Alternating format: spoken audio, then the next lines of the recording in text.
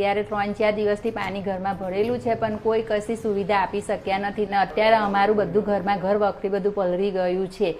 લાખો રૂપિયાના નુકસાન થઈ ગયા અમારા। 5-5 રૂપિયા ભેગા કરીને પૈસા ભેગા કરે અમે મજૂરી કરી, કોઈ જોવા નહીં આવ્યું। અમારે કરવું હું આમાં? નાના છોકરાને ત્યાં મહણિયા મેકવા। અહીંયા આખી સોસાયટીમાં પાણી ફરી વળ્યા છે।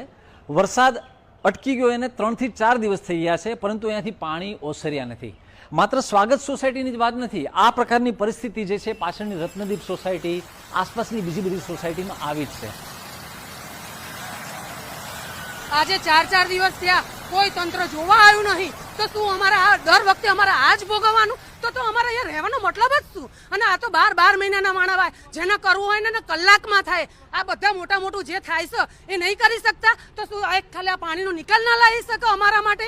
તો શું અમારા આ જ્યારે દર વખતે અમારે 3-3 ને 4-4 લાખ રૂપિયાનું અમારા 12 મહિને નુકસાન ભોગવવાનું, અમારે આનો જવાબદાર કોણ? પાણી ભરાયા કેવી રીતે ભરાયા, શું પરિસ્થિતિ છે? પાણી અમે સૂતા હતા ત્યારે અચાનક પાણી આવી ગયું અને અમે એકદમ જાગી ગયા।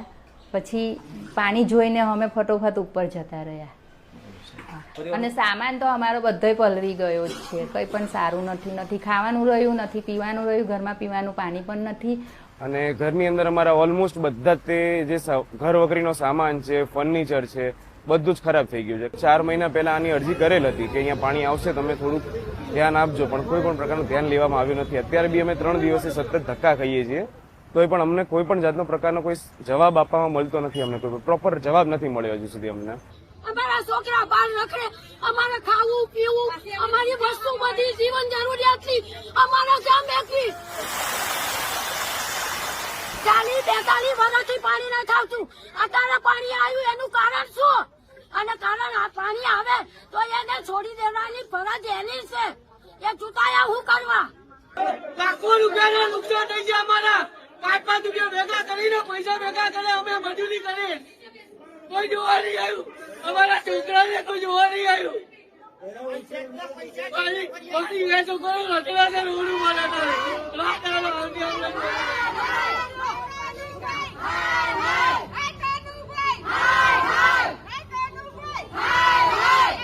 અમે અમારા તરફથી નગરપાલિકા તરફથી ટેમ્પરરી નિકાલ માટેના ઘણા બધા પ્રયત્નો કર્યા છે। આઉટલેટ કોઈ જગ્યાએ બ્લોકેજ ઓબ્સ્ટેકલ હોય તો એ ખોલાવવાના કામગીરી અમે કરી રહ્યા છીએ।